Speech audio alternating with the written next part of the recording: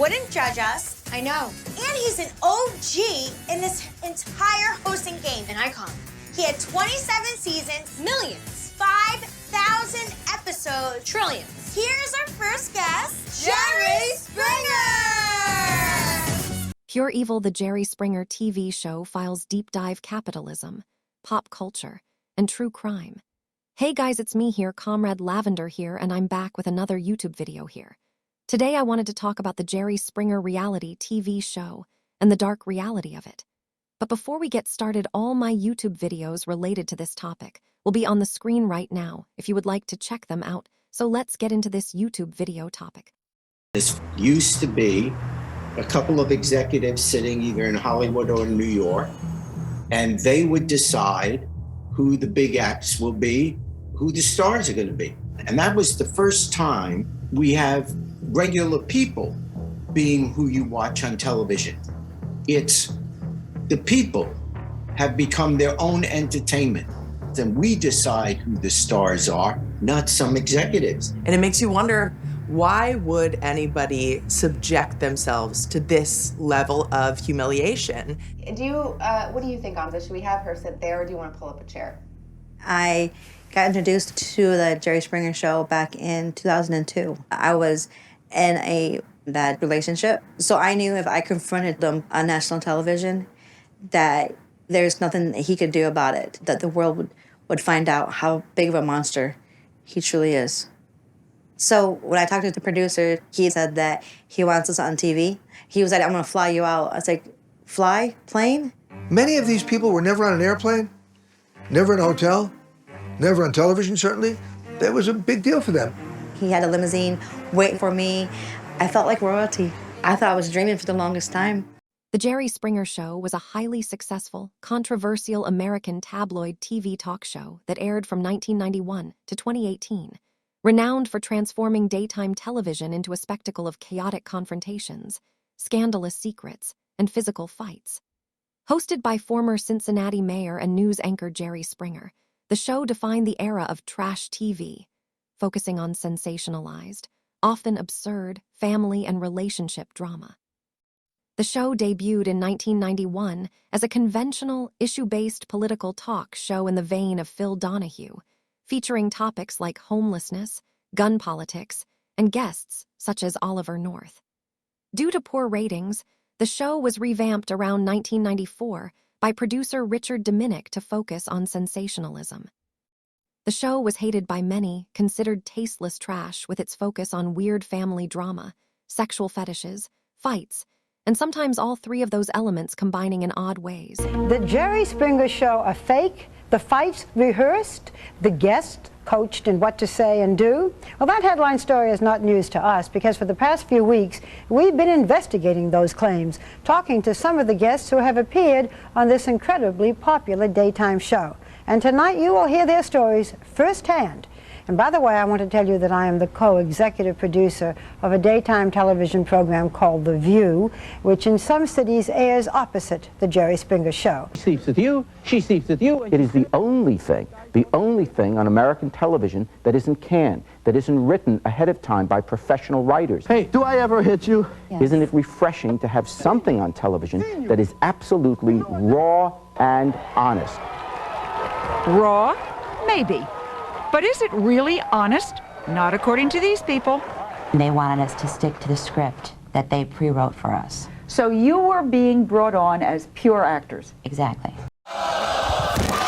They were the most outrageous fights ever seen on television. Out-of-control hair-pulling and smackdowns. That's because we work together, that don't mean we're friends. Slaps between female co-workers and fists flying over love triangles. Some folks even went after Jerry Springer himself. Throughout the Jerry Springer Show's 27-year history, everyone wanted to know, were these epic fights staged? I spoke to the show's three bodyguards. It was real.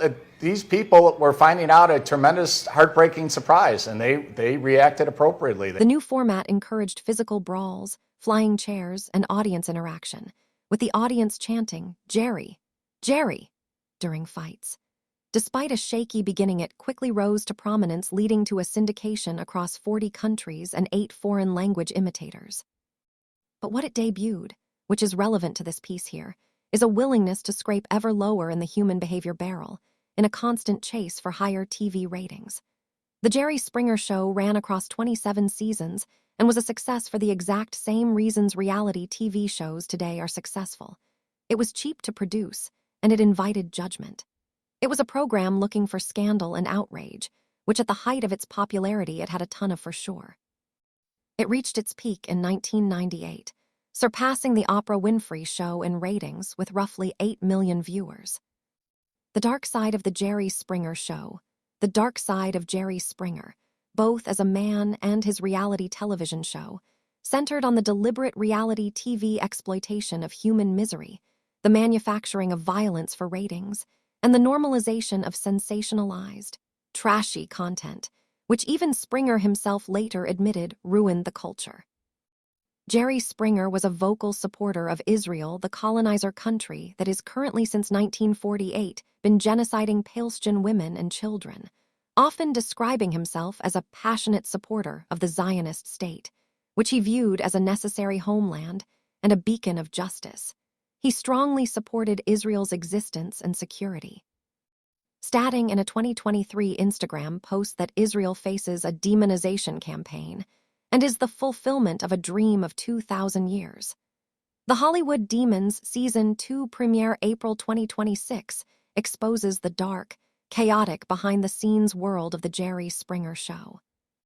Producers and guests reveal how the notorious physical fights were intentionally engineered.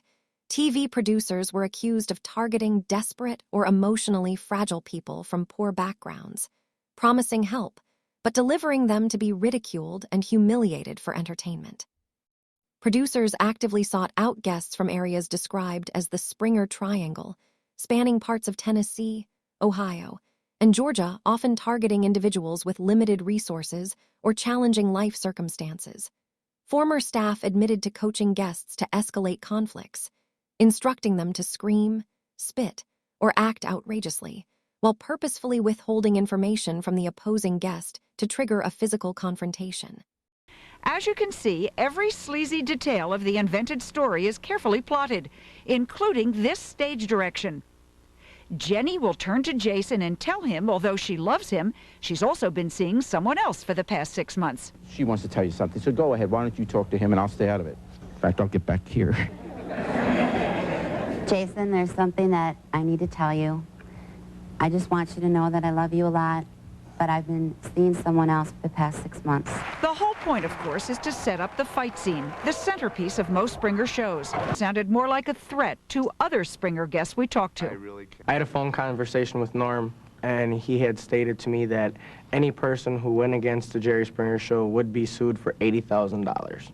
Norm called and told me that even though I signed a contract, even though we knew the show was false, that we would be sued for $80,000 because the contract still stands. Just recently, when this all started to come forth, he called me up and asked me, he offered to pay me to try and convince some of these other guys not to go forward with this.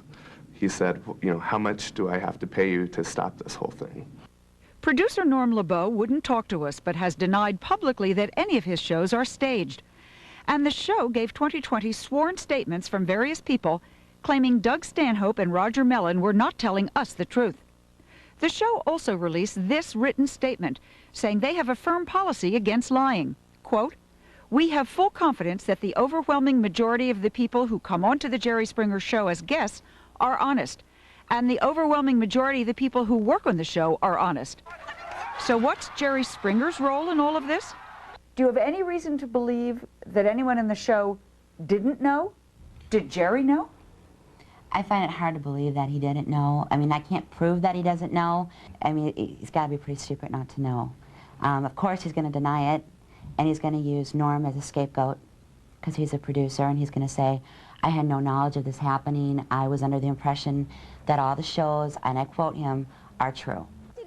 Springer himself declined our requests for interviews, but we caught up with him yesterday after a public appearance. Everyone on our show has to be real, and if they're not, if we find out that they're not, or I find out if any producer, I'll tell you this, if any producer is telling guests what to say, then that producer has to go. That's what I said to the company. I want it all to be truthful. How many times do you want me to say that? I want it all to be truthful. But if they're don't not, you feel responsible that that's why I'm saying this, yes. I want them to tell Do the you truth. feel bad that people lied? Yes, of course I feel. Wouldn't you feel bad if someone lied to you? Jerry, well, but you put it on TV. Right, I feel very bad, and that's why we're going to take steps. The lesson, therefore, being we better let everybody have their say. At the end of every Springer show, the host delivers a final thought, a little homily defending all the punching and confessing and sobbing he's just put on the air. Guests were often led to believe they were participating in a show that would help them resolve conflicts or address serious issues, only to be subjected to public mockery. Guests were frequently treated as disposable once a segment was filmed, with producers using a bring-them-in-by-limo, send-them-home-by-cabby mentality, often denying return tickets if guests tried to leave during filming. Producers were accused of ignoring the emotional safety of guests, in some cases deliberately not allowing guests to wipe food or make up off their faces during commercial breaks for the sake of ongoing continuity. The show was inherently exploitative and created a freak show environment that profited from human humiliation. Trans women were frequently framed as deceivers, which played into dangerous tropes that have historically fueled violence against the LGBTQ community. For years, the show used transphobic slurs in its segment titles and dialogue. While Jerry Springer later claimed he didn't know the terms were offensive, critics point out that the show continued using them long after the community called for change. Segments like these reduced trans people to caricature-like entertainment, stripping away their humanity to focus solely on their bodies or performance for a mocking crowd. Performance of coonery. Some analysts argue that the TV show encouraged Black guests to perform to these stereotypes, sometimes referred to as modern-day coonery, in exchange for a moment of fame or financial gain, which ultimately damaged the broader community's social standing. Springer often brought members of the KKK or white supremacist groups onto the show to confront Black or Jewish guests. While Springer claimed these episodes were meant to mock the stupidity of racism, critics argue they did the opposite. The validation of hate speech giving hate groups a national platform provided them with visibility and normalized their presence in the public square. Some media critics have compared the show's format to historical human zoos, where spectators gawked at marginalized people. The studio audience, often encouraged to chant Jerry during fights, functioned as a mob that laughed at the lack of dignity displayed on stage, creating a power dynamic where the viewer was positioned as superior to the guests. The show regularly hosted guests, such as conjoined twins or people with missing limbs, often placing them in high-conflict situations that prioritized their physical appearance over their humanity. A 2025 documentary, Jerry Springer, Fights, Camera Action, revealed a toxic work environment, including allegations of sexual harassment, staff being threatened, and extreme pressure from producers to create scandalous content. Former employees described a scary environment, comparing the atmosphere to a mob scene controlled by producers, with reports of staff being threatened with a baseball bat and some individuals being duct-taped to chairs. The documentary included claims that sexual harassment took place daily on set, and that female employees were encouraged to tolerate outrageous requests to keep their jobs. Reports surfaced that Springer broke a strict rule and had a sexual encounter with a guest who appeared on the show in 1998.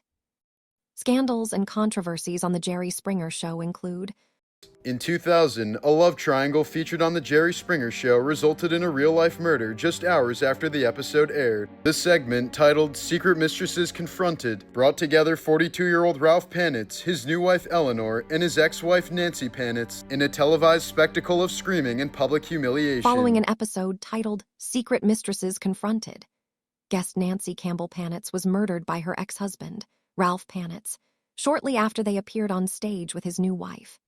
Panitz was convicted of second-degree murder, and the show faced a lawsuit over the incident in another episode called I Married a Horse. In 1998, the episode is one of the most notorious in television history. This highly controversial episode featured a man who claimed to have married a Shetland pony. During the segment, the man kissed the animal, prompting intense backlash. Producers noted the studio audience was visibly shocked and silent during the tapping. It was considered so extreme that several stations, including WLWT in Cincinnati, refused to air it, forcing it to be pulled from TV screens. The show was accused of violating bestiality laws and glorifying such actions. Blake Alvey in 2018 appeared on the show, only to have his fiancée reveal an affair he died by suicide 10 days after the episode aired, leading his family to sue for emotional distress. The judge ordered that the parties involved in the lawsuit go to arbitration. Several months later, however, the case was dismissed. A faked incestuous relationship, a producer later revealed they quit after discovering a father and daughter who were booked for an episode had engaged in a sexual relationship, illustrating the extreme lengths the show went to for shock value. Wipe that smile off your face now. You are not the father. I couldn't do that show today. There's no way. Starting when? Oh, this is going to be good. Tonight on WCPO 9 Dirty Talk, when daytime talk shows ruled TV. We're flashing back to the 90s. You know, the time when daytime TV traded polite chats for pure chaos. Remember those catfights, the surprise DNA tests, you're not the father? They bleeped out all those meltdowns. Remember that? Cincinnati was right in the middle of all of it. Jerry Springer, of course, cracking the whip as the ringmaster of the biggest daytime circus ever. The first year of the Jerry Springer Show was filmed here at Crosley Square, where Jerry was still a local news anchor and commentator. We have some sad news just in. Longtime TV talk show host Jerry Springer has died. Springer's family confirmed the news in a statement, saying he died peacefully at his home in suburban Chicago. Despite the chaos and emotional wreckage left behind, Jerry Springer maintained a hands-off approach to how the sausage was made, allowing producers to push boundaries while he accumulated an estimated $60 million fortune. Jerry Springer reportedly earned an annual salary of $8 million at the height of the show's popularity, according to StyleCaster. Most guests were not paid a professional appearance fee. Instead, the show relied on the 15 minutes of fame appeal. As noted by TheThings, compensation usually consisted only of free airfare, a stay in a nice hotel, and a small food stipend often referred to as Jerry money. This allowed the show to produce high-margin content, using people in desperate or dramatic situations for almost no talent cost.